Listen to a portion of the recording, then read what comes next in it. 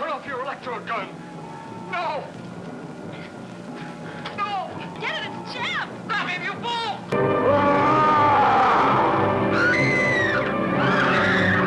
A geometrical progression of deadly menace. 90-degree turn completed.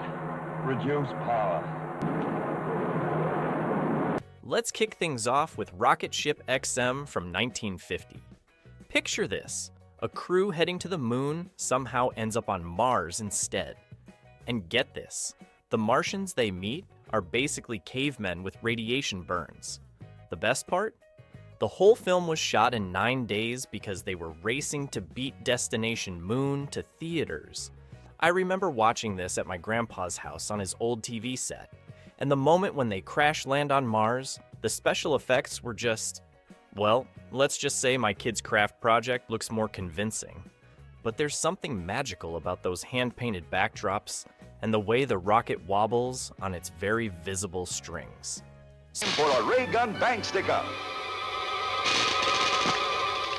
Now they're out of this world with... Speaking of rockets, Abbott and Costello Go to Mars from 1953 is pure comedy gold.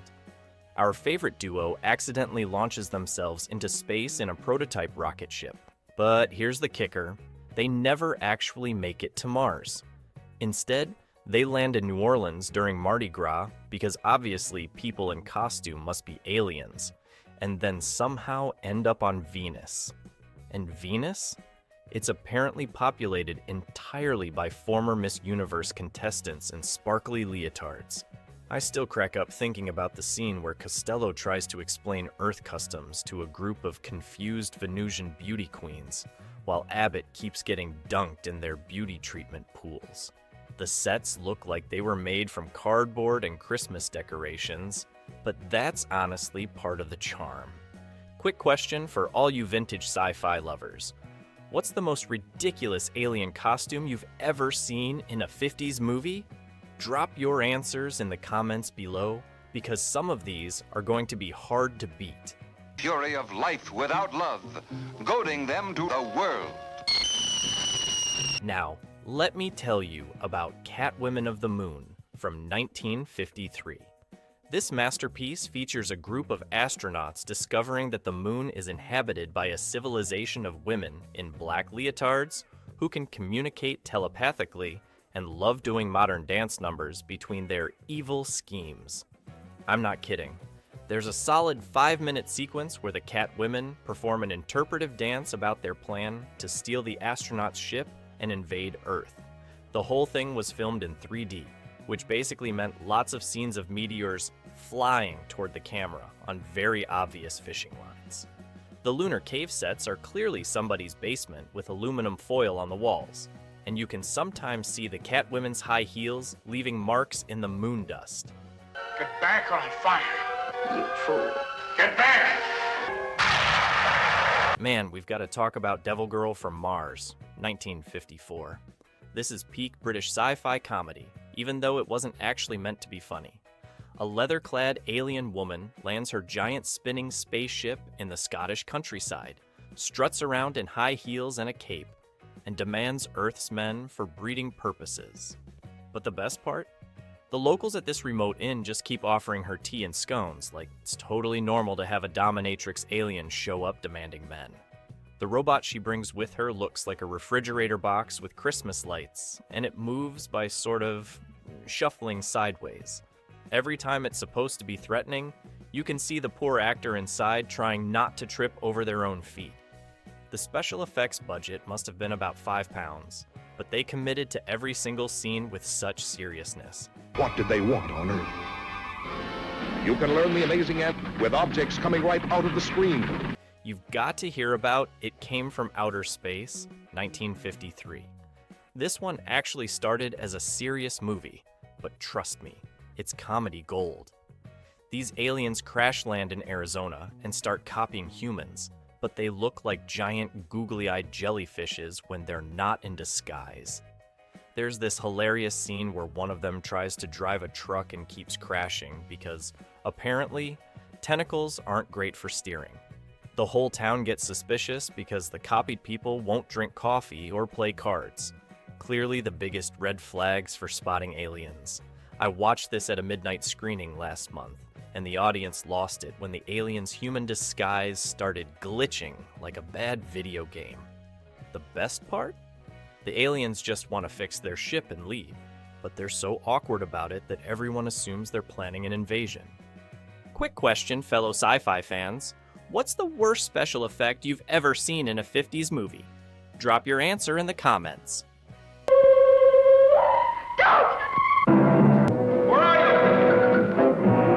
Phantom from Space, 1953, is one of those movies that makes you wonder if the writers were just making it up as they went along. Get this. There's an invisible alien running around in a spacesuit, but when he takes the suit off, he's still invisible. So half the movie is just doors opening and closing by themselves while people gasp in horror. The kicker? They discover he's invisible because he's made of invisible elements. That's some solid 1950s science for you. I found this gem at a garage sale on an old VHS tape, and watching it was like a trip back in time. The scenes where the cops try to fight the invisible alien are pure slapstick. They keep running into each other and blame it on the Phantom. Yo, everyone, we've got to stop now! Easy, Doug, easy. Who are you? Stay where you are. Let's talk about Killers from Space, 1954, starring Peter Graves with the most serious face you'll ever see. This movie has aliens with ping-pong ball eyes who wear onesies and live in caves decorated like a high school dance. They kidnap Graves and give him amnesia, but he keeps having flashbacks to their underground lair, where they show him stock footage of lizards fighting while explaining their evil plan. The aliens' big scheme? They're growing giant grasshoppers and lizards to take over Earth, because apparently that's easier than just invading with their advanced technology. The special effects consist mostly of regular insects and lizards crawling over model buildings, and you can sometimes see the hand pushing them into frame. Keep away! Each of them had been forgotten. Target Earth, 1954, is the definition of 50s B-movie gold. The story starts with this woman waking up to find Chicago completely empty. Spooky, right? Turns out everyone evacuated because of robots invading from Venus. But here's the thing. There's only one robot in the whole movie, and it looks like someone welded together some trash cans and gave it a colander for a head. It moves so slowly that people literally have to stand still and wait for it to catch up to them. The funniest part is when they discover its weakness. Stairs. That's right, this advanced alien robot can't climb steps. I watched this with my dad, who actually saw it in theaters as a kid, and he said people were laughing so hard they had to stop the projection. Here's a fun game. Which of these movies would you remake with modern effects?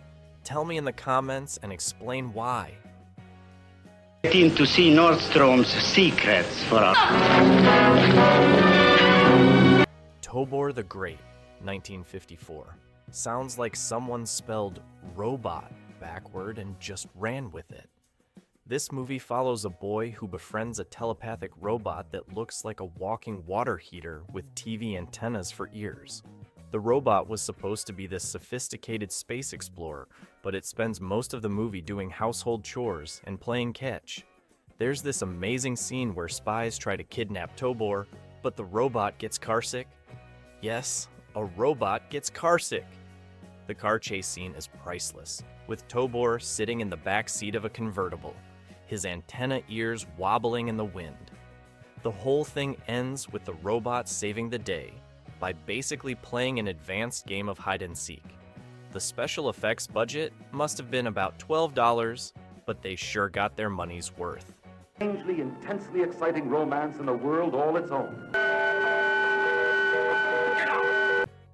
GOG, 1954, is what happens when someone tries to make a serious movie about killer robots, but ends up creating pure comedy instead.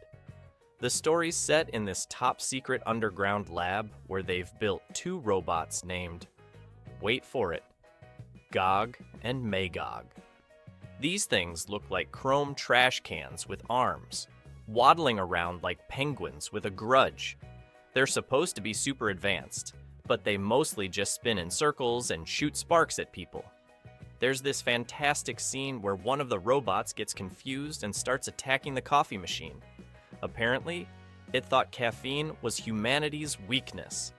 The scientists spend half the movie trying to shut them down by yelling commands in this really dramatic voice, like they're scolding naughty toddlers. The whole thing takes itself so seriously that it loops right back around to being hilarious. They're gonna hit us! They're gonna hit us! People fight for their lives.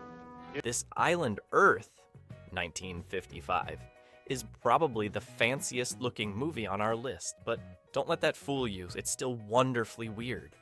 Scientists get recruited by aliens with massive foreheads who look like they're wearing Halloween masks that are slightly too big. These aliens have this amazing plan to save their planet, but they communicate through TV sets and give out mysterious electronic parts like their party favors. The best part? Their spaceship interiors look exactly like a 1950s diner got attacked by a Christmas light sale. And don't even get me started on Exeter, the alien leader who walks around Earth in a suit and tie like nobody's going to notice his gigantic glowing forehead.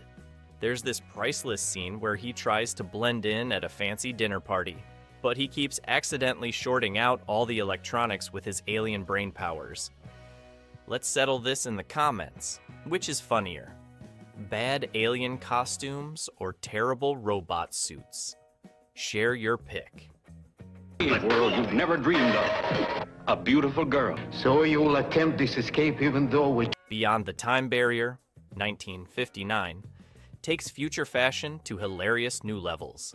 Everybody in the year 2024 is wearing what looks like aluminum foil origami, and they've all got these weird pointy eyebrows drawn on with silver makeup. Our hero, a test pilot, accidentally flies into the future and finds Earth devastated by a plague that turns people into bald, wrinkly creatures who look like they've been wrapped in paper mache. The futuristic city is clearly made from cardboard and Christmas decorations, and the advanced technology consists mainly of sparklers and fog machines. There's this amazing scene where they show off their advanced computer system, which is basically a wall of blinking Christmas lights with random knobs stuck on it. The best part? The future people communicate telepathically, which means lots of scenes of actors staring intensely at each other while dramatic music plays. In the moon's temple of love dwell the fire maidens of outer space. Dedicated. Fire Maidens from Outer Space, 1956, is what happens when you combine Greek mythology with sci-fi on a budget of about $3. The story follows astronauts who discover the last survivors of Atlantis living on Jupiter's moon. And naturally, they're all beautiful women in togas doing interpretive dance numbers. The advanced Atlantean technology looks like they raided a high school theater prop room, and their ancient temple is clearly someone's garage with sheets hung up. There's this invisible monster that threatens everyone, but since they couldn't afford special effects, it's just people screaming and running from nothing while someone shakes the camera. The Fire Maidens spend more time doing synchronized dance routines than actually advancing the plot. Oh, they're on planet Venus. And the Queen of Outer Space? Then we're the only men on... Queen of Outer Space, 1958, stars Zsa Gabor in what might be the most glamorous apocalypse ever. It's set on Venus, which is apparently populated entirely by women in cocktail dresses and high heels who really hate men. The space helmets have special holes cut in them so you can see the women's perfectly styled hair, and their space station looks like a nightclub with tin foil on the walls. The evil queen wears a mask because she's hideously disfigured, but it's literally just a sparkly carnival mask that matches her evening gown. The best part? They fight their space battles with what are clearly dressed up toy ray guns, and everyone dramatically falls down before the beams even hit them. If you had to be in one of these movies, which would you choose? Let me know in the comments. Logical chain reaction.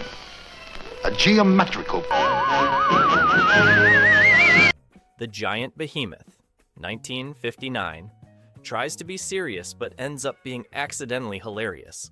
It's about a radioactive sea monster terrorizing London, but the monster's clearly a guy in a rubber suit splashing around in a bathtub with toy boats. The devastating scenes of destruction are obviously someone's model train set being knocked over. There's this priceless scene where the monster's supposed to be walking through London, but you can totally see the ripples in the water tank they're filming through. The scientists spend half the movie staring at stock footage of regular-sized lizards, while looking concerned and saying things like, "Dear God, it's growing exponentially." The best part is when they try to show the monster being radioactive by just overexposing the film. Radio contact was broken, and the world believed it to be forever lost. It crashed the time barrier. World Without End, 1956, is the perfect example of what people in the 50s thought the future would look like. A crew of astronauts time travels to the year 2508, and apparently, everyone in the future lives underground and wears spandex unidards with capes. The advanced technology of the 26th century looks suspiciously like kitchen appliances spray-painted silver. The underground city is protected by rubber-suited mutants who move like they're trying not to wrinkle their costumes. There's this hilarious scene where they demonstrate the future's advanced weapon system, which is clearly a modified hairdryer shooting sparks.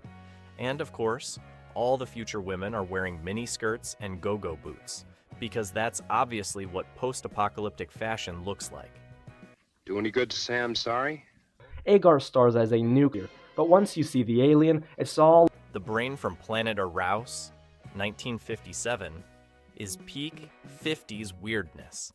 An evil floating brain named Gore possesses a scientist and starts causing chaos. But wait, there's a good floating brain too. It possesses the scientist's dog to save the day. The terrifying brain effects are basically a balloon with veins drawn on it, bobbing around on visible strings. The Possessed. Scientist spends the whole movie making exaggerated evil faces and laughing maniacally while his poor fiancée tries to figure out why he's suddenly acting like a cartoon villain. The scenes where the good brain-possessed dog tries to warn everyone are absolutely priceless. It's just a regular dog wagging its tail while dramatic music plays and everyone acts like it's giving profound wisdom. Here's a challenge. Can you name an even worse 50s sci-fi movie that I missed? Share it below. Attack of the 50-foot woman. Attack of the 50-Foot Woman, 1958, takes the classic scorned woman story and supersizes it. Nancy's husband is cheating on her, but after an alien encounter, she grows 50 feet tall and decides to get revenge. The special effects are amazing. They basically just use split screens and forced perspective, so half the time you can see the line where they pasted different shots together. The giant Nancy is clearly a regular-sized actress reaching over miniature sets, and sometimes you can see the strings holding up the tiny cars and buildings. There's this fantastic scene where she's supposedly rampaging through town, but it's obviously someone's model train set being knocked over by a regular-sized hand. I mean, it could have been a spaceship. Robert Clark is the sire, is no more to be feared than Beast. The Astounding She-Monster, 1957, features an alien woman who glows in the dark and kills people by touching them. She spends the entire movie walking around with her arms outstretched like she's sleepwalking, wearing what looks like a sparkly catsuit. The glow effect is achieved by literally painting the actress with luminous paint, which keeps wearing off. So sometimes she's glowing, and sometimes she's just a woman in a tight silver suit stumbling around in the dark. The best part is when she tries to climb rocks or walk through bushes. You can tell the actress is trying really hard not to ruin her costume or wipe off the paint. Your kills. It's hungry. What made you so... It, The Terror from Beyond Space, 1958, is basically Alien before Alien existed, but with way more unintentional comedy. The monster costume is so stiff that the actor can barely move, and they tried to hide this by only filming it in really dark scenes. But you can totally tell it's just a guy in a rubber suit bumping into things. There's this amazing scene where the monster is supposedly climbing through air vents, but it's clearly crawling on the floor with the camera turned sideways. The crew tries everything to kill it: grenades, electricity, gas, but the rubber suit doesn't even get scuffed. The whole thing ends when they realize they can suffocate it by opening the airlock, which makes you wonder why this advanced space monster never thought to pack a spacesuit. A transformed race of walking dead, zombies, seductive vampira, and poor John. Plan 9 from Outer Space, 1959, has to be the crown jewel of accidental sci-fi comedy. Ed Wood's masterpiece has everything: flying saucers that are clearly paper plates on strings, tombstones that wobble when people walk past them, and day turning to night and back again in the same scene. The aliens' brilliant plan to stop humans from developing a solar-powered bomb is to raise an army of exactly 3 zombies. The dialogue is pure gold, with lines like, "Future events such as these will affect you in the future." And let's not forget the famous bit where Bela Lugosi died during filming, so they replaced him with a chiropractor who was a foot taller and just held a cape over his face. Did you miss me, precious? Haunting a pre-will reading seance. We have done well, Nadia. I am pleased, Princess. You are satisfied.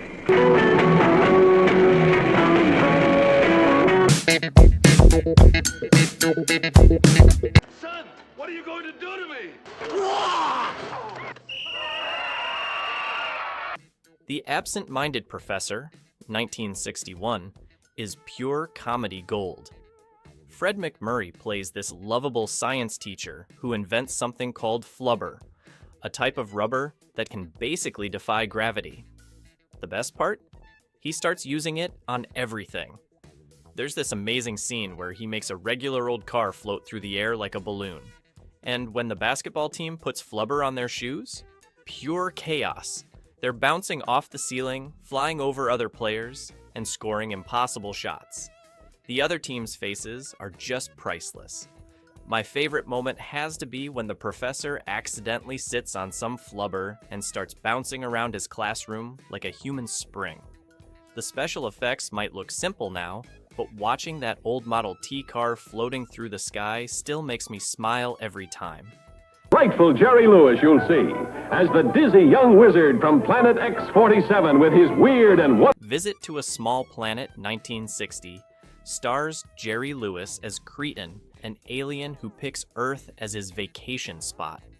This movie is basically what happens when the worst tourist ever visits our planet. Cretan has all these amazing powers, but he uses them like a kid in a candy store.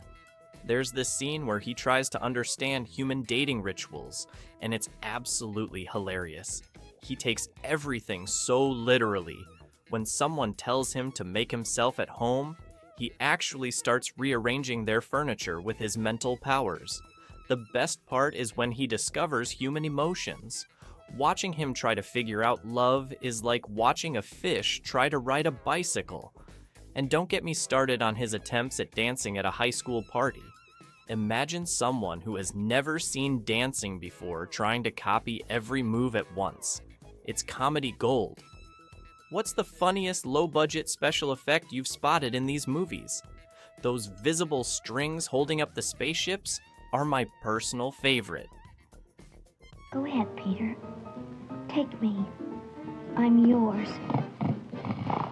Way, way out, 1966 takes us to the moon, where Jerry Lewis and Connie Stevens play astronauts running a weather station.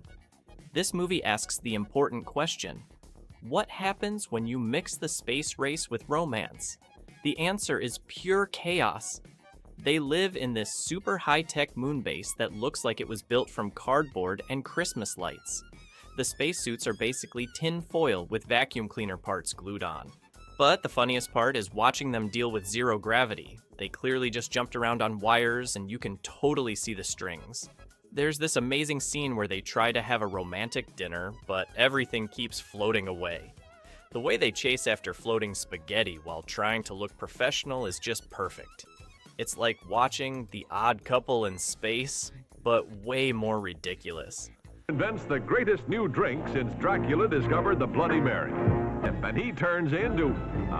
The Nutty Professor, 1963, gave us Jerry Lewis at his absolute best. This isn't the Eddie Murphy version.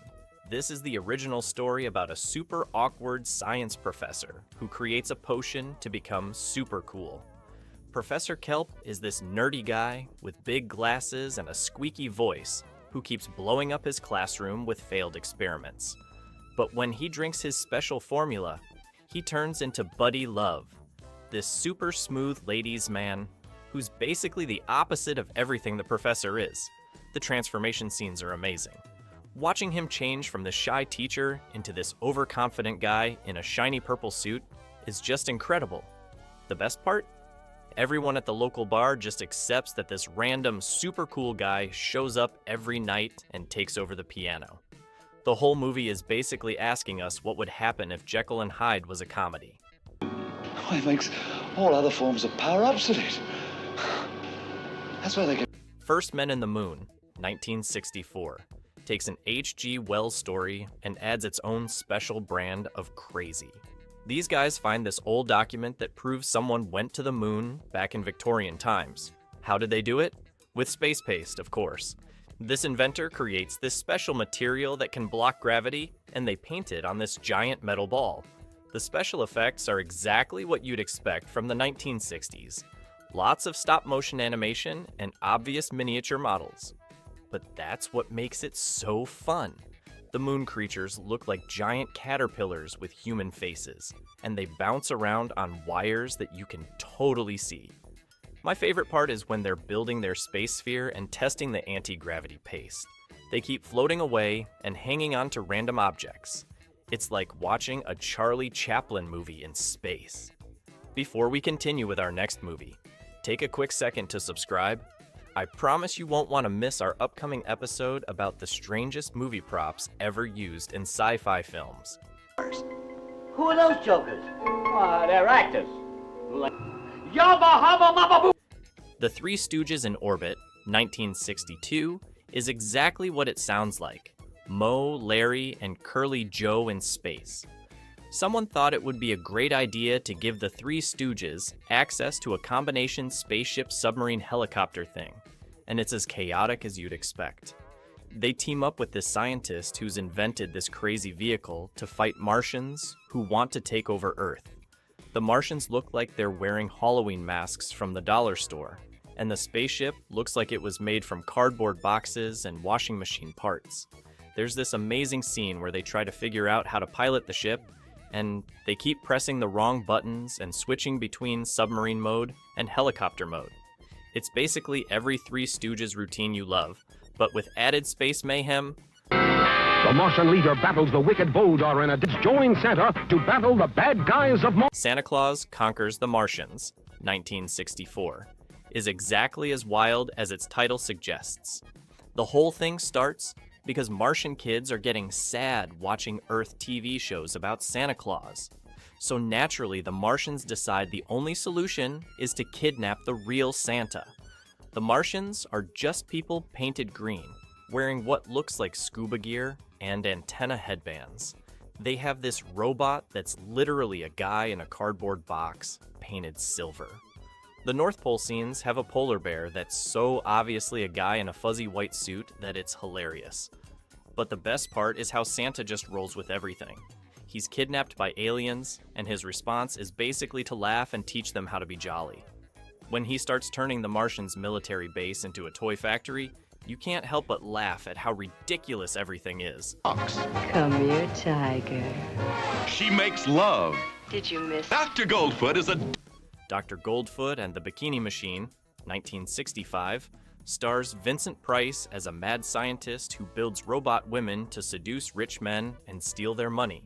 Price plays it like he's in a serious horror movie, which makes everything 10 times funnier.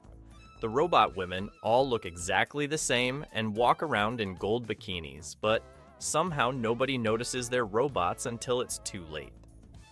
There's this amazing chase scene where Dr. Goldfoot's latest robot girlfriend malfunctions in a fancy restaurant and starts short-circuiting while serving soup. The special effects budget must have been about $5. When the robots malfunction, they just walk into walls repeatedly while making beeping noises. The best part is watching Vincent Price trying to explain his evil plan while his robot women keep bumping into furniture in the background. Which of these scientist characters would you trust the least with their invention? Dr. Goldfoot and his bikini machine? Or maybe the guy who saved Hitler's brain?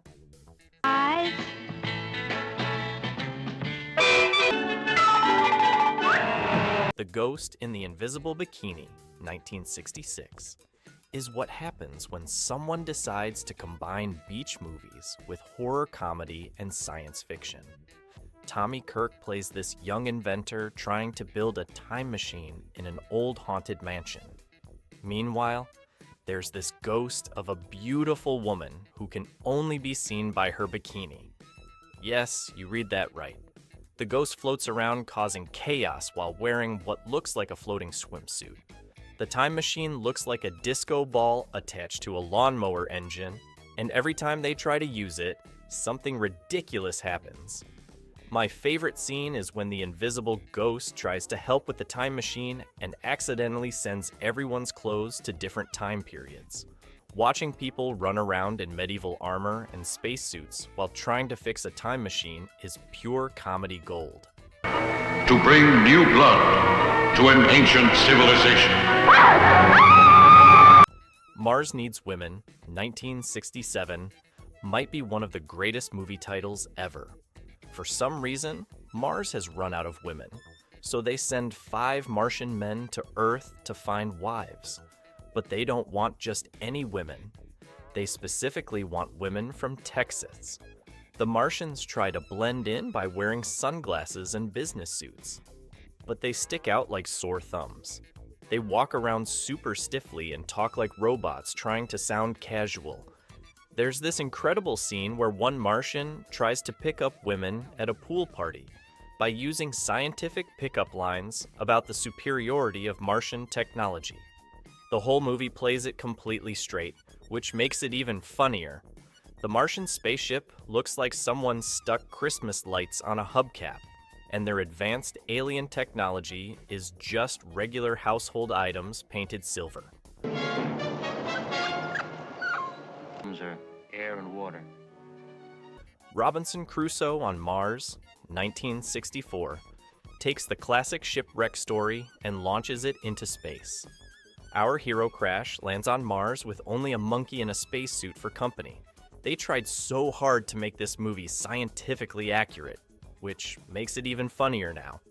The astronaut figures out how to make fire using space rocks and oxygen tanks, while his monkey buddy hops around in this adorable custom-made spacesuit. Then things get really wild when alien slaves show up. They look like they're wearing leftover Halloween costumes and tinfoil hats. The Martian landscapes are just painted rocks in the desert, and you can sometimes see regular Earth, plants in the background. But the best part is watching the monkey try to do astronaut stuff. There's this amazing scene where it tries to help fix the radio while wearing its tiny space gloves. What's the most ridiculous alien design you've seen in these movies? Those green Martians with the antenna headbands?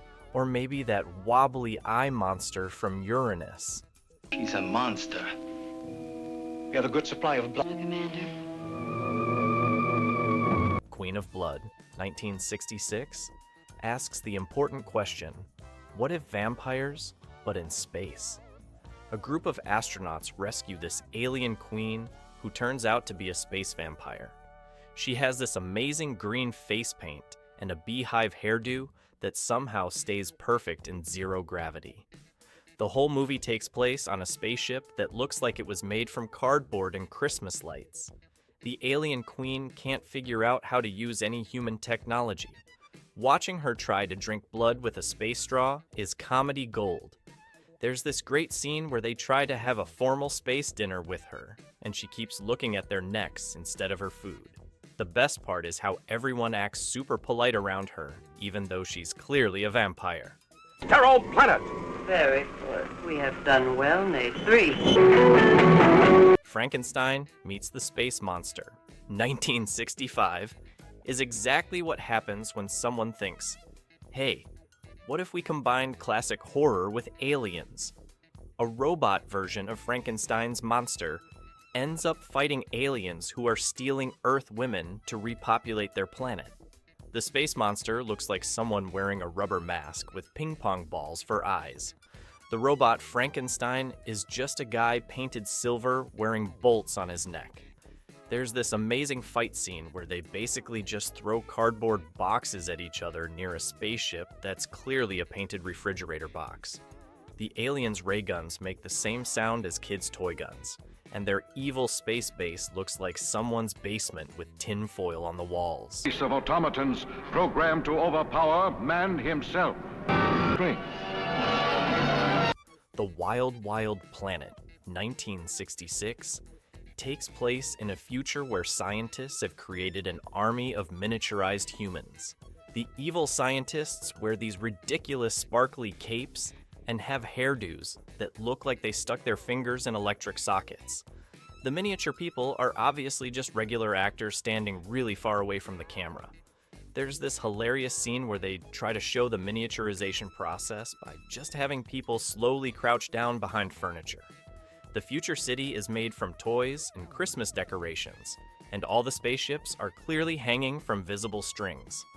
My favorite part is when the evil scientist tries to look menacing while his cape keeps getting caught in automatic doors. The whole movie takes itself so seriously, which makes all the cheap special effects even funnier. Which actor do you think had the most fun filming these movies? Vincent Price hamming it up in Dr. Goldfoot, or Jerry Lewis playing an alien tourist? Not Mr. H. Hitler alive. They Saved Hitler's Brain, 1968, wins the award for most ridiculous plot ever. Scientists preserve Hitler's head in a jar and take it to South America. That's it. That's the whole plot. The jar is clearly made of plastic, and you can sometimes see it wobbling when they move it around. They try to make it look scary by putting dramatic lighting on it, but it just looks like a Halloween decoration. Every time they show Hitler's head, you can see the reflections of the camera crew in the jar. The scientists all wear these huge rubber gloves that make it impossible to hold anything, so they keep dropping their equipment. The best part is how everyone treats this pickle jar with Hitler's head in it like it's totally normal. They just casually carry it around and put it on desks next to their coffee cups. Year 2071, scientific superbrains manufacture almost human robots. The Time Travelers, 1964, is what happens when a science experiment goes wonderfully wrong. These scientists accidentally create a time window, but when they step through it, they end up in a post-apocalyptic future. The future world looks like they decorated it with leftover props from other movies. They have these robots that are obviously people wearing spray-painted boxes with vacuum cleaner parts stuck on them. The best part is this amazing scene where they find a future android factory. It's just mannequins on a conveyor belt with people putting wigs on them. When the robots malfunction, they just walk in circles making beeping noises. There's this hilarious chase scene where they're running from mutants who are clearly just wearing rubber masks and torn clothes. The ending is pure gold. They try to get back to their own time by running in slow motion through their time window. There was someone at the door, I assure you. Oh, rubbish, Cynthia. My room is next to you. The Horrible Dr. Hitchcock, 1962, tries to be scary, but ends up being funny instead. It's about this creepy doctor who likes to experiment with suspended animation, which basically means he puts people to sleep and wakes them up again. The special effects are just people pretending to be asleep really hard. Every time the doctor does an experiment, he He puts on this ridiculous mad scientist face and waves his hands around like he's conducting an orchestra. The laboratory looks like someone raided a high school science class and added Christmas lights. There's this great scene where his latest experiment goes wrong, and instead of being dramatic, the patient just keeps snoring louder and louder. The doctor's assistant spends the whole movie carrying around bottles of mysterious glowing liquid that's obviously just water with food coloring. If you're watching these clips thinking, what in the world were they thinking? You're my kind of person.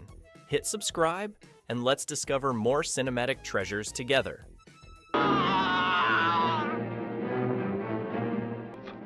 Give us an hour. Journey to the Seventh Planet, 1962, sends astronauts to Uranus, where they find their deepest thoughts coming to life. The entire planet of Uranus looks like it was filmed in someone's backyard with a fog machine. The alien monster is this giant eyeball that wobbles around on strings. You can literally see them. When the astronauts' thoughts come to life, it's basically just random stuff they found lying around the studio with sparkles thrown on it. There's this amazing scene where they fight their fears, which turns out to be rubber snakes and plastic spiders being wiggled around on sticks. The spaceship interior is decorated with kitchen appliances painted silver, and their high-tech equipment is just blinking Christmas lights and radio knobs.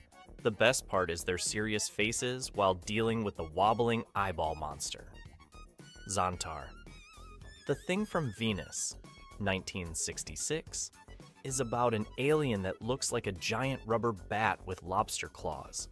This scientist helps this alien come to Earth because it promises to solve all our problems. Spoiler alert, it doesn't. The alien control devices are just plastic boxes with flashing lights stuck on them. There's this hilarious scene where people under alien control walk around like zombies while wearing what look like shower caps with antennae. The alien's secret base is clearly someone's garage with tinfoil on the walls. Every time Xantar appears, you can see the strings holding it up, and sometimes you can spot the puppeteer's hands. The best part is when they try to make Xantar look menacing, but it keeps getting tangled in its own wings. Human bodies. Do you have any human emotion? The Human Duplicators, 1965, features aliens who make robot copies of humans to take over Earth. The way they duplicate people is amazing. They just stand in front of a mirror while Christmas lights flash. The robot duplicates walk around super stiffly and talk like they're reading a phone book. You can tell who's a robot because they wear these really obvious silver contacts that keep falling out. The alien leader wears this cape that keeps getting caught in doors, and his advanced alien technology looks like kitchen appliances spray-painted silver. There's this fantastic scene where a robot duplicate malfunctions at a party and starts doing the robot dance before exploding into obviously plastic parts. The alien spaceship interior is just aluminum foil taped to the walls with lava lamps everywhere. And there you have it, friends. 20 of the most wonderfully weird sci-fi comedies from the 1960s. From floating cars to Hitler's head in a jar, these movies really prove that sometimes the best special effects are the ones that make you laugh out loud. Which of these crazy movies caught your attention? Was it the alien who came to Earth for vacation? Or maybe those robot women in gold bikinis? Drop a comment below and let me know which one you're dying to watch first. If you enjoyed this trip down memory lane, don't forget to hit that subscribe button. We've got plenty more bizarre movie histories coming your way. Next week, we're diving into disaster movies that accidentally turned into comedies. Who are you? I'm your brother. You and I are now one, dummy. The man has a full house and he knew it. And beyond.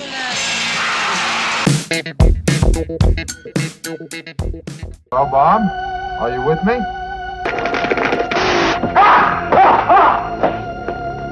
First up is Dark Star from 1974. This movie is basically what happens when you mix space travel with a college comedy. The crew has been stuck in space for 20 years, and they're going completely bonkers. They spend their time arguing with a talking bomb that thinks it's a philosopher. The funniest part is their alien. It's literally a beach ball with feet that they painted spots on. The special effects budget must have been about $10, but that's what makes it amazing. The whole movie feels like what would happen if you gave a bunch of tired astronomy students a camera and said, make Star Trek. The best scene is when they have to convince a smart bomb not to explode by teaching it philosophy. Most of the scenes in it are of a cerebral, almost didactic nature, and there's very... Next is Sleeper from 1973. Imagine waking up 200 years in the future and finding out that health food is bad for you, but deep-fried everything is super healthy. That's what happens to Miles Monroe, who gets frozen by accident and wakes up in a world that makes no sense at all. The future has giant vegetables, robot butlers that malfunction in the funniest ways, and a machine called the Orgasmatron that looks like a phone booth. The best part is when Miles has to disguise himself as a robot butler, and he's terrible at it. He keeps short-circuiting at the worst moments and walking into walls. There's even a scene where they have to steal a nose. Yes, you heard that right. An actual nose that belongs to their dead leader. What's the worst special effect from a 70s sci-fi movie that actually made you laugh out loud? Share your memory in the comments. Tell me everything. My name is Zed. Zardoz. Let's move on to Zardoz from 1974. Picture this: Sean Connery wearing nothing but a red diaper and boots, flying around in a giant stone head that floats through the sky. He plays a savage warrior in a future where the world is divided between brutal barbarians and immortal hippies living in a fancy bubble. The stone head is their god, and it flies around yelling, "The gun is good. The penis is evil. I'm not making this up." The immortal hippies are so bored with living forever that they spend their time doing weird science experiments and having group meditation sessions. The whole movie feels like someone filmed their weirdest dream after eating too much cheese. The special effects are so bizarre, they look like a mix between a lava lamp and a kaleidoscope. Helpful suggestions? Yes, pull up your pants, Romeo.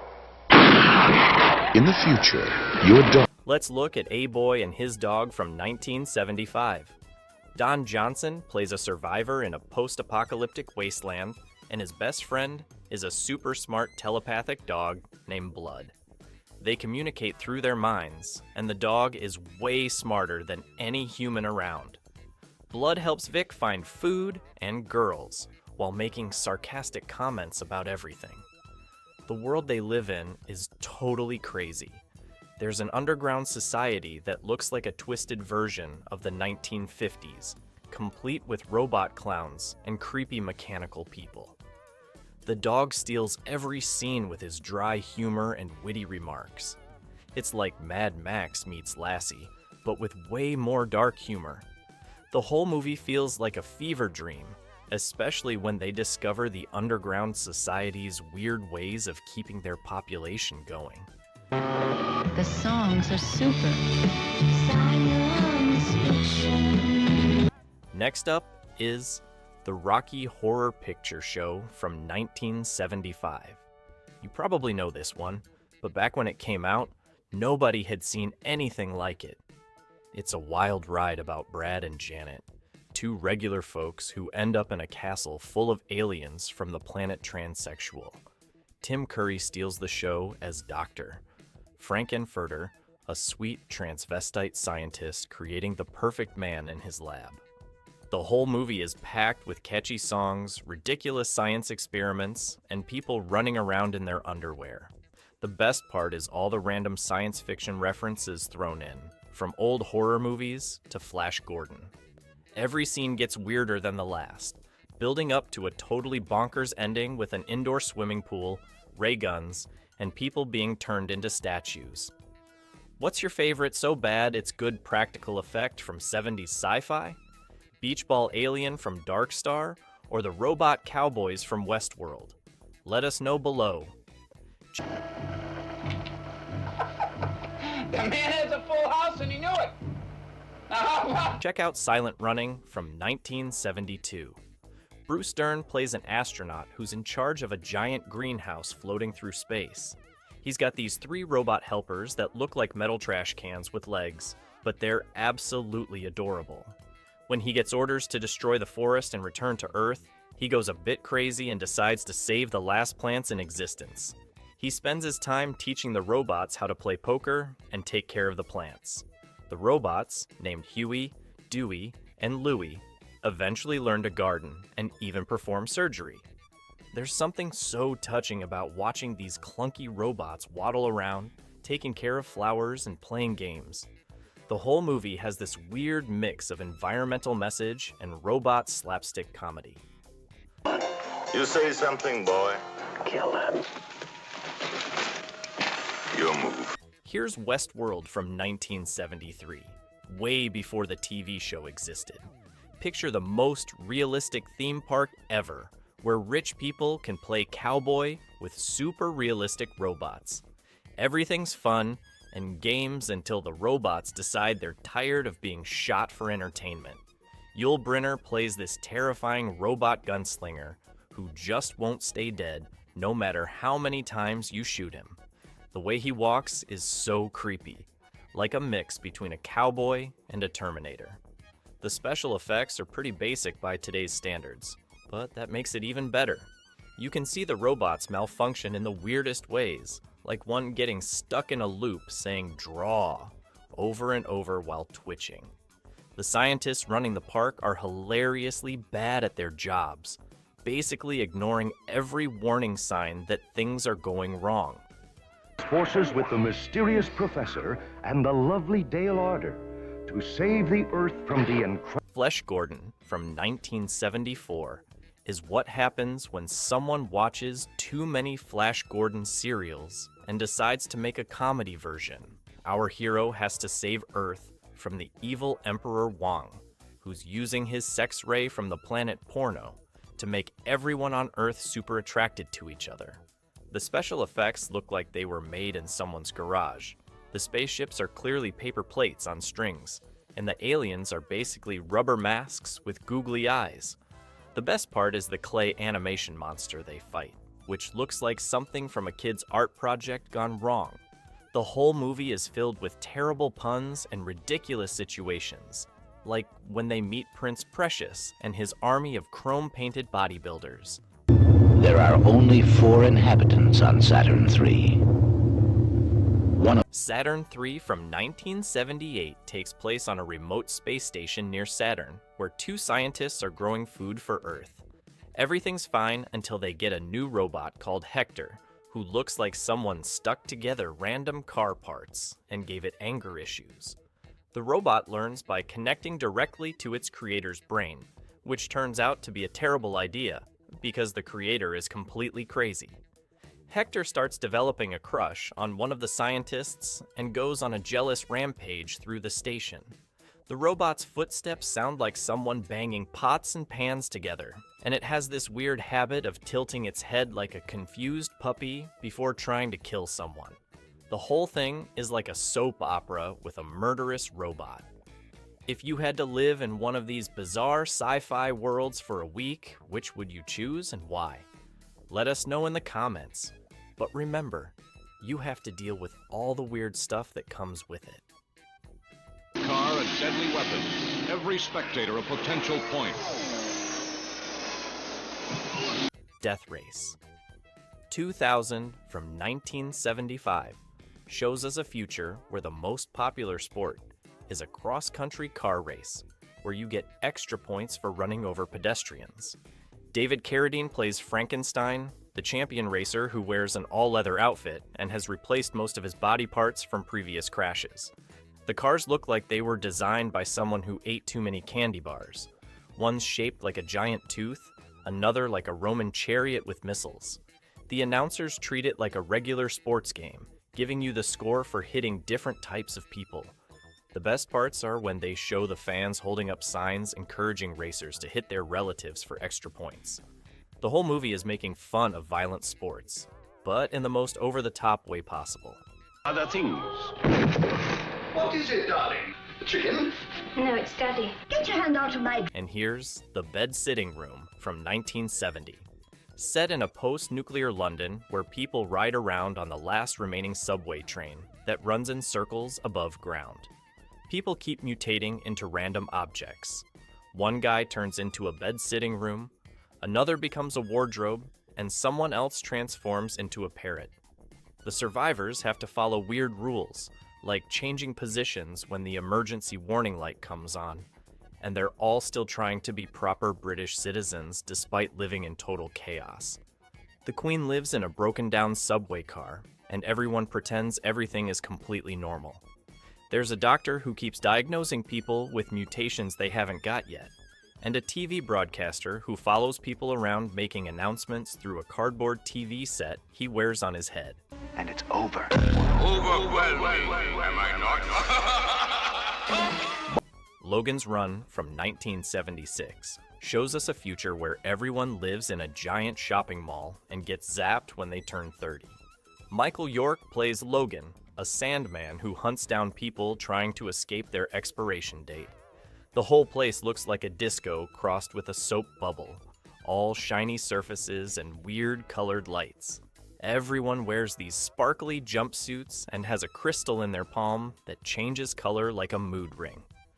The funniest parts are the robot fortune teller who's completely broken, speaking in riddles that make no sense, and the crazy old man living with a bunch of cats in the ruins of Washington, D.C. The special effects are pure 70s. You can literally see the strings holding up the hovercrafts. Fully programmed for your pleasure. Where, for only $1,200 per day, you can... Future World from 1976 is the sequel to Westworld that nobody asked for. This time, the robot theme park is supposedly safe, but they're actually replacing world leaders with robot copies. The whole movie feels like someone described a conspiracy theory to a 5-year-old. There's a scene where the main characters have to play a game of anti-gravity chess, which looks like people dangling from very visible wires while pretending to float. The robot duplicates are hilariously obvious. They all walk like they're trying not to spill a cup of coffee that's too full. The best part is when they show the robot factory, where faceless robots are just sitting around playing cards and reading magazines while waiting to get their human faces. Which movie's premise sounds like it was written by throwing random sci-fi ideas into a blender? Comment with your vote and add what other random element you'd throw in to make it even weirder.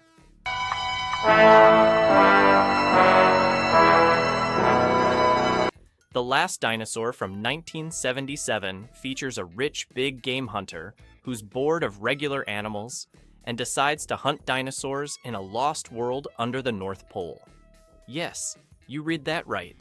The dinosaurs are clearly guys in rubber suits, and you can sometimes see their sneakers. The T-Rex looks like a grumpy puppet with googly eyes, and it keeps showing up like an uninvited party guest. The hunter lives in this ridiculous cave mansion with all his previous trophies, acting like he's at a fancy dinner party instead of being stuck in a prehistoric world. There's even a scene where he tries to have a formal dinner while a dinosaur is trying to eat through the roof. The whole movie can't decide if it's a serious adventure or a comedy. Phantom, who haunts the paradise, the ultimate rock palace. Phantom of Paradise from 1974 is like the Phantom of the Opera got lost in a glam rock concert. This weird musical follows a composer who makes a deal with the devil, disguised as a record producer. After getting his face crushed in a record press, he haunts a rock theater wearing a chrome bird mask and a leather cape. The music is this crazy mix of 50s rock, glam, and electronic beeps. There's this hilarious scene where the Phantom interrupts a beach party rock concert by electrocuting everyone's instruments. The best part is when he reprograms an evil record producer's electronic life support system to play show tunes instead of keeping him alive. The whole thing looks like what would happen if you let David Bowie design a haunted house.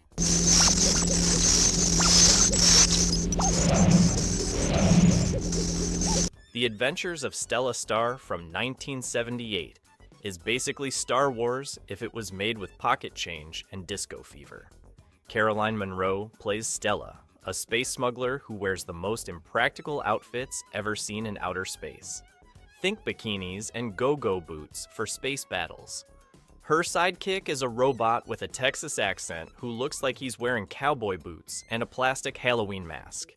They have to stop Christopher Plummer, who's clearly wondering how he ended up in this movie, from destroying the universe with his giant space weapon.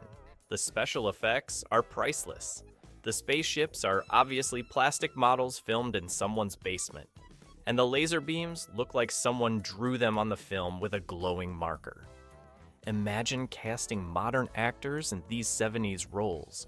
Who would you pick to play Sean Connery's character in Zardoz? Share your wildest casting ideas. Believe your eyes! You won't believe your... Inframan from 1975 is what happens when you mix kung fu with superhero movies and throw in some rubber monster suits. A scientist turns a martial arts expert into a cyborg superhero to fight an army of monsters led by the evil Princess Dragon Mom. The special effects look like they raided a toy store.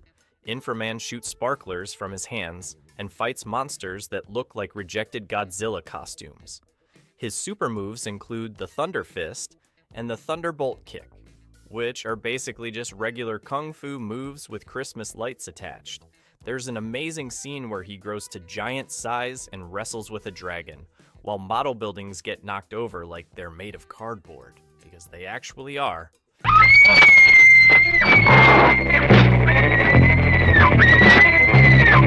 The incredible two-headed transplant from 1971 is exactly what it sounds like. A mad scientist decides to attach a murderer's head to a simple farmhand's body. The two heads spend the whole movie arguing about what to do next, like a really twisted buddy comedy. One head wants to pet animals and do farm work, while the other head wants to go on a killing spree. The special effects consist of basically gluing two masks together and hoping nobody looks too closely. There's this amazing scene where they try to eat dinner, and the heads keep fighting over which mouth gets the food. The best part is when they try to drive a car and can't agree on which direction to go, leading to the world's most confusing car chase. Welcome to Blood City from 1977 feels like someone threw a western, a sci-fi movie, and a computer manual into a blender. A bunch of people wake up in a Wild West town with no memory, only to discover they're actually in a virtual reality computer simulation. Jack Palance plays the sheriff who might be a computer program or might be real. The movie can't seem to decide. The whole thing is actually a test to find the perfect soldier, but nobody told the programmers that cowboy skills don't really translate to modern warfare. The funniest parts are when the simulation glitches, causing cowboys to freeze mid-gunfight or horses to suddenly disappear, leaving their riders floating in mid-air.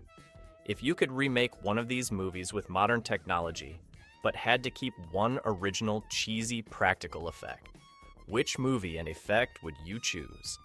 Tell us why. And a lovable smile. Give me 5, brother.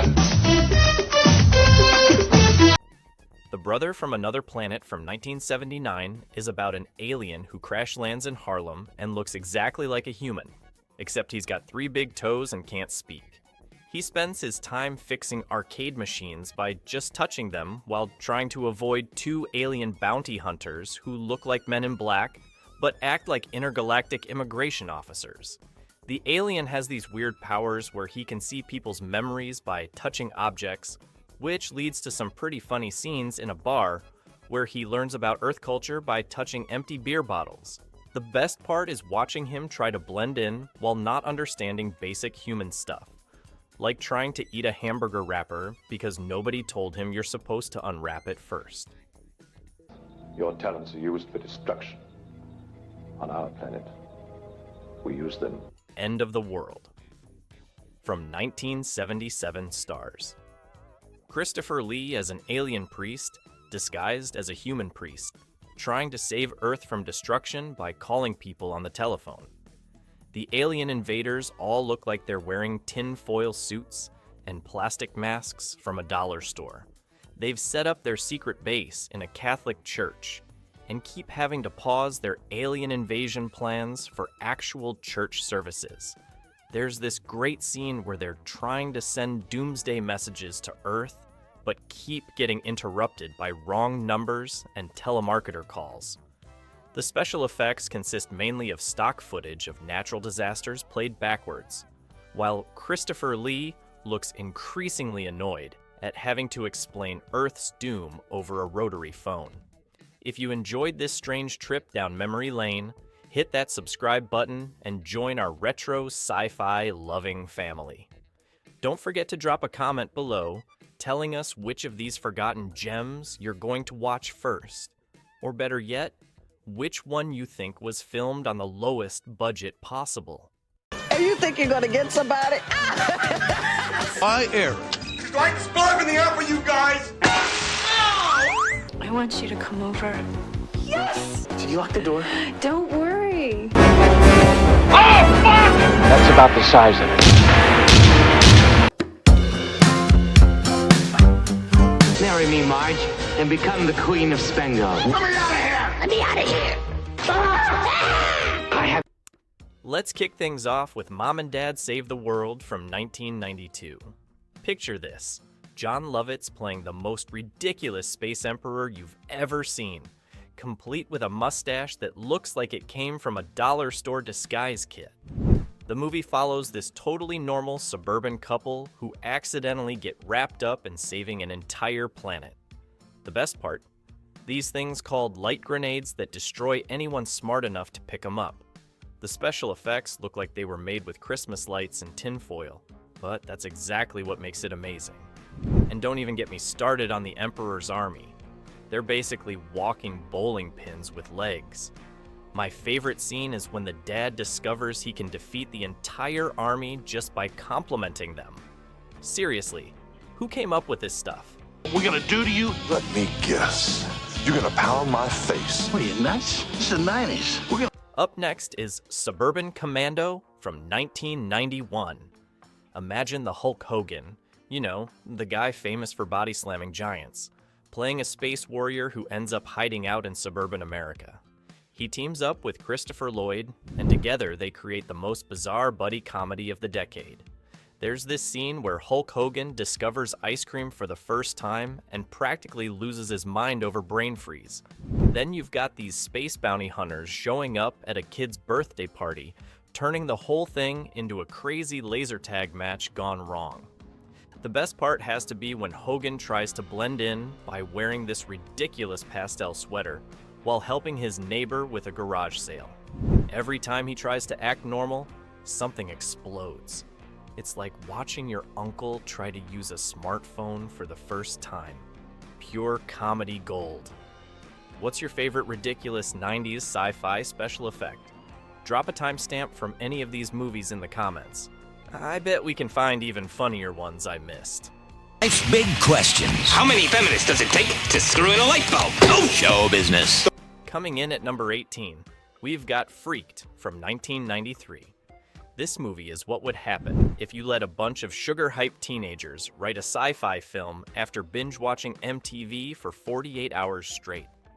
The story follows this famous guy who gets turned into a mutant at a crazy theme park run by Randy Quaid, who, by the way, is wearing makeup that makes him look like a deranged circus ringmaster had a baby with a toxic waste barrel. The whole movie is packed with people turning into human-sized soda bottles, talking sock puppets, and a guy who gets transformed into a literal human sandwich. There's even a scene where Keanu Reeves plays a dog-faced boy, but you'd never know it was him unless you read the credits. It's like someone took every weird dream you've ever had and turned it into a movie. Scum! If they succeed, they're heroes. Let's talk about Double Dragon from 1994. Remember this gem? They took one of the most popular fighting games ever and turned it into a movie that looks like it was filmed in a neon-soaked laser tag arena. Robert Patrick plays this bad guy who can literally split himself in half. And no, I'm not making that up. The whole thing is set in New Angeles in the year 2007, and apparently, they thought we'd all be driving cars that look like they were designed by a 5-year-old with a crayon. The best part is watching these two brothers run around in what look like rejected Power Rangers costumes while trying to find 2 pieces of a magical medallion. There's even a scene where they fight evil clowns in a post-apocalyptic McDonald's. Whoever greenlit this movie definitely had some explaining to do. Hello! You gotta make him look like a real cop. I'm too sexy for my clothes. That thing at the table just... Here comes Theodore Rex from 1995, and buckle up because this one's wild. Whoopi Goldberg plays a cop who gets partnered with a talking dinosaur. Yes, you heard that right. A talking dinosaur who wears clothes and solves crimes. The T-Rex is basically a guy in a rubber suit who looks like Barney's cousin who got kicked out of the family reunion. They fight crime together while dealing with the most 90s version of the future ever, complete with flying cars that definitely look like they're hanging from visible wires. The funniest part is watching Whoopi try to act seriously while her partner, a dinosaur detective, tries to avoid knocking things over with his tail. There's even a scene where they share a pizza, and let me tell you, watching a T-Rex try to eat a slice is pure comedy gold. Stay tuned for the rest of our countdown. But first, here's a question for you. What's the weirdest thing you've ever seen in a 90s movie that made you think, how did this even get made? Drop your answer in the comments below. What do you want, asshole? Nothing. You're just gonna walk away? Next up is Dahlman from 1991. Imagine being the toughest cop in the galaxy, but plot twist, you're only 13 inches tall. That's the whole premise, and it only gets better from there. Our tiny hero lands in the Bronx and starts fighting crime with bullets the size of rice grains. The special effects budget must have been whatever they found in the couch cushions, because every time they show him next to regular-sized people, it looks like they filmed it with a magnifying glass and a prayer. There's this amazing scene where he uses a regular human bullet like it's a missile launcher, and another where he rides a toy car through the city like it's a high-speed chase. The best part? He stays dead serious the whole time, even while fighting bad guys from the top of a pizza box. Applegate Johnny, high school science, baseball, and heavy metal music. You think we're jeopardizing? Moving on to Meet the Applegates from 1990. This movie takes the whole we need to fit in with the neighbors concept and cranks it up to 11. Picture this. A family of giant praying mantis-like insects disguise themselves as the perfect suburban family. Ed Begley Jr. and Stockard Channing play these bug parents trying to destroy the world while dealing with typical family drama.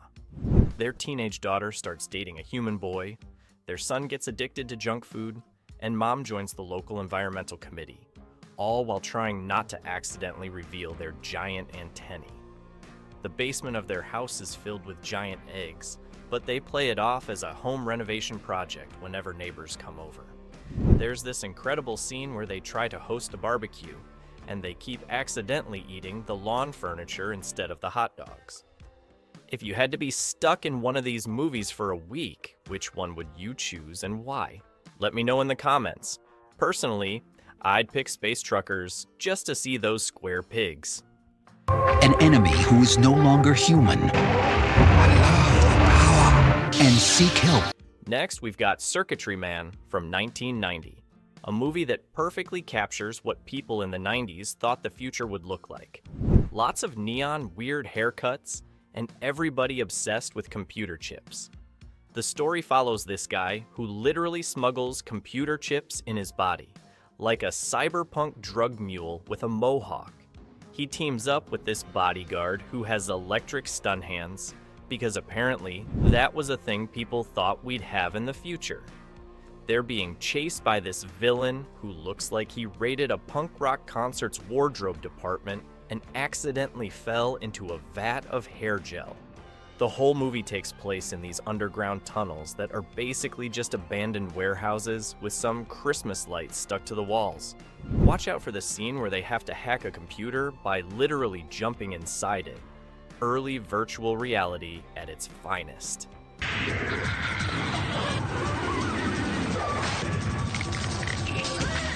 Now here's a wild one. Killer Tongue from 1996. Imagine a movie where a woman gets infected by an alien meteorite and her tongue turns into a giant tentacle with a mind of its own. Yes, this actually exists. The main character has to deal with this murderous tongue while running a diner in the middle of nowhere, surrounded by a bunch of criminals who've been turned into human poodle hybrids by the same meteor. The special effects team clearly spent their entire budget on the giant tongue puppet, which looks like something from a dollar store Halloween clearance sale. There's this incredible scene where she tries to eat soup and the tongue keeps knocking the spoon away because it prefers raw meat. The best part is watching her try to have serious conversations while this massive pink tentacle is flopping around her head like an excited puppy.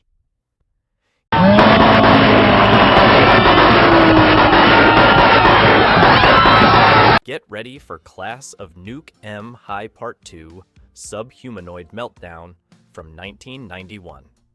The sequel takes everything bonkers about the first movie and adds radioactive squirrels and mutant honor students to the mix. The story follows a guy who falls in love with this beautiful woman who turns out to be part of a secret experiment to create perfect artificial humans. The school cafeteria serves toxic waste that makes students glow in the dark, and nobody seems to think this is weird. There's a scene where a mutant squirrel goes on a rampage through the library, and it's clearly just a puppet on strings, but they filmed it like it's the scariest thing ever. The highlight has to be when the Honor Society turns into a gang of radioactive thugs who still stop to do their homework between fight scenes. Benjamin Knight's come back. Imagine what an army of invisible men could do.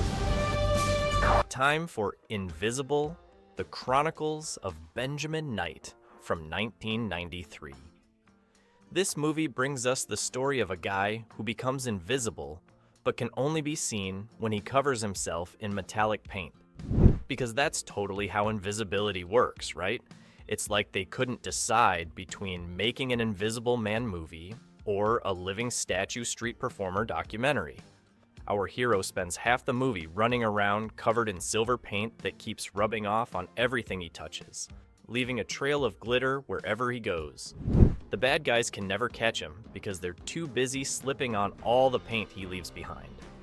There's this amazing chase scene where he has to stay perfectly still in a sculpture garden, and you can totally see him trying not to sneeze. Don't miss the part where he tries to eat a hamburger while invisible. Pure comedy. Tell me about a weird 90s sci-fi movie that deserves to be on this list.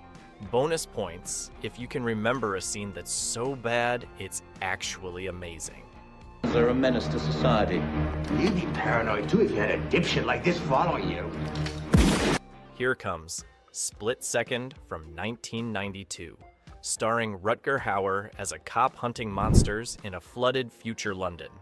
Imagine Blade Runner, but if everything was underwater and the script was written by someone who had way too much coffee. Our hero is this tough guy detective who carries literally every gun he owns at the same time. We're talking like 6 holsters here. He's tracking this monster that looks like it raided the local Halloween store's clearance section. The best part is watching Rutger dramatically wade through knee-deep water in every single scene while trying to keep his leather pants looking cool. There's this incredible moment where he orders his partner to get him some coffee and then adds, "and chocolate," in the most serious voice ever. The whole movie is worth watching just for that line delivery alone. Do I have to come up with funny answers? Check out Project ALF from 1996, the TV movie that asked, what if we took everyone's favorite wisecracking alien puppet and put him in custody of the government? It's like they took the fun sitcom character and dropped him into the X-Files. Poor ALF spends most of the movie in a government facility, but still manages to crack jokes about eating cats, even while being interrogated. The special effects budget apparently went entirely to ALF himself, because everything else looks like it was filmed in somebody's basement with a flashlight. The funniest part is watching these serious government agents try to have intense conversations with a puppet who keeps interrupting them with one-liners. There's even a scene where ALF has to go undercover, which basically means he puts on a tiny hat and hopes nobody notices he's a 3-foot-tall furry alien. Miller, Lisa Henson, J.K. Robertson, Matthew Paul, and Nick. Let's talk about Time Chasers from 1994. This is what happens when someone watches Back to the Future and thinks, I can make this for the price of a used car. Our hero is this guy who turns a small airplane into a time machine using what appears to be an Apple II computer and some Christmas lights. Every time they travel through time, it's just some sweet blue screen effects that look like a Windows 95 screensaver.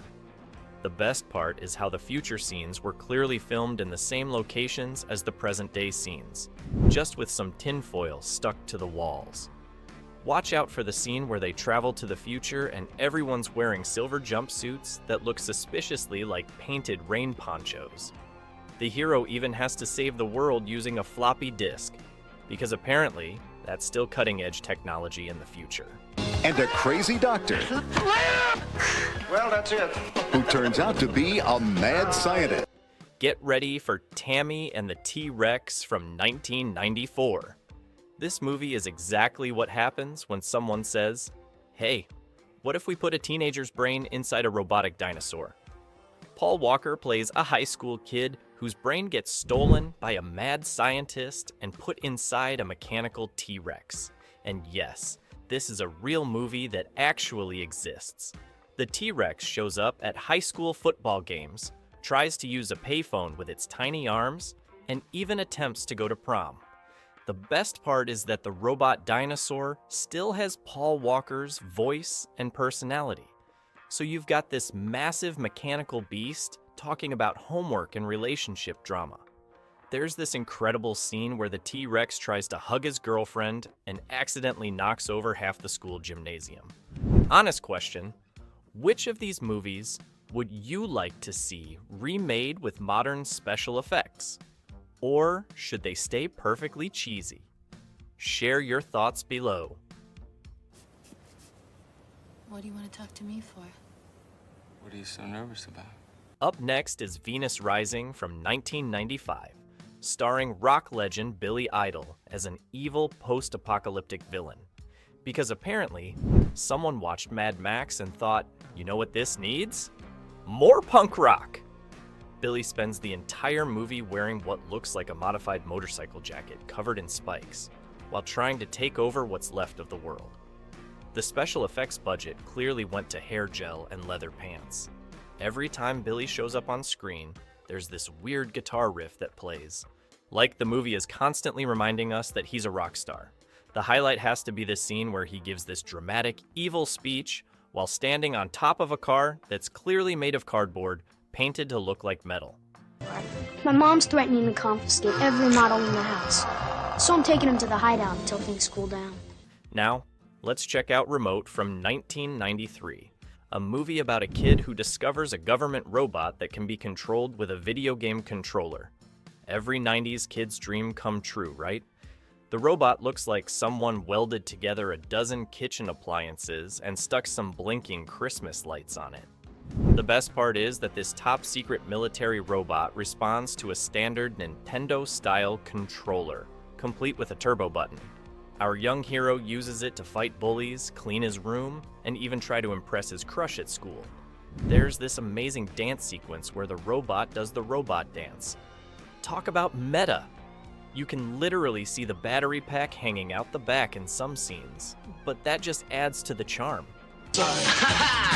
Bopper hates to lose. Infiltrate. Attack. Need more power. Here comes Evolver from 1995.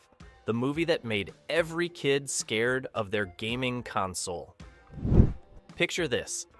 A video game robot becomes real and starts hunting teenagers in a deadly game of tag. The robot looks like someone stuck a Virtual Boy on top of a vacuum cleaner and gave it attitude. It starts off playing simple games, but keeps upgrading itself until it's running around with laser guns and attitude problems.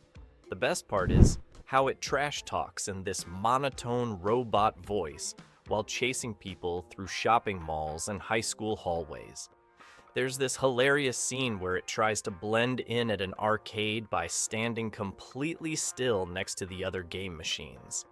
The special effects team clearly spent their entire budget on the robot's red glowing eyes, and finally, the crown jewel of weird 90s sci-fi.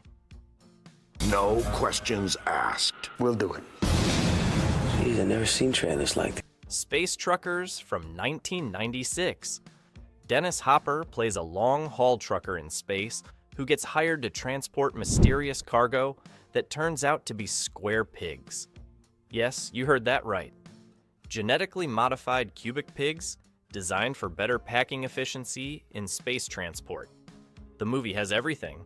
Space pirates wearing what look like modified football helmets, truck stops floating in space serving dehydrated coffee, and Dennis Hopper delivering his lines like he just woke up from a nap. The best part is watching these space trucks that look like someone glued model rocket parts to a regular semi-truck. There's this incredible scene where they have to do emergency repairs in space, using what appears to be a cosmic wrench that's clearly just painted plastic. What's the weirdest piece of future technology from any of these movies that you secretly wish existed? Mine would be those light grenades from Mom and Dad Save the World. And that's our countdown of the 20 funniest sci-fi movies from the 1990s. If you enjoyed this trip down memory lane, don't forget to hit that like button and subscribe for more nostalgic content. Drop a comment below telling us which of these movies you remember watching, or if there's another weird 90s gem we should cover in our next video. Till next time, keep it weird and keep it fun.